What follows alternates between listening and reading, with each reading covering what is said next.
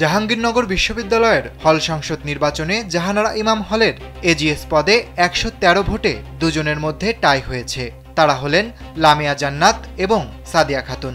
নির্বাচন কমিশন জানিয়েছে, হলটিতে মোট ৩৬৭ জন ভোটার থাকলেও ভোট দিয়েছেন ২৭৪ জন। এজিএস পদে লামিয়া জান্নাত ও সাদিয়া খাতুন দুজনের প্রত্যেকেই পেয়েছেন ১৩৭টি করে ভোট।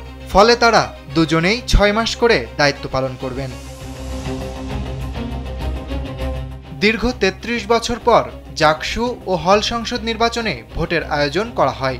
এতে ৭টি প্যানেল প্রতিদ্বন্দ্বিতা করলেও ভোট গ্রহণ চলাকালে অনিয়মের অভিযোগ তুলে নির্বাচন বর্জন করে ছাত্রদল সমর্থিত সংগঠন, প্রগতিশীল শিক্ষার্থীদের সম্প্রীতির ঐক্য, স্বতন্ত্র শিক্ষার্থী সম্মেলন এবং ছাত্র ইউনিয়ন ও ছাত্র ফ্রন্টের সংসপ্তক পর্ষদ।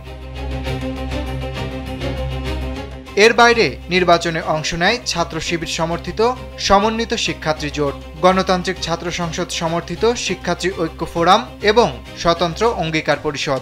পাশাপাশি বেশ কয়েকজন স্বতন্ত্র প্রার্থী প্রতিদ্বন্দ্বিতা করেন।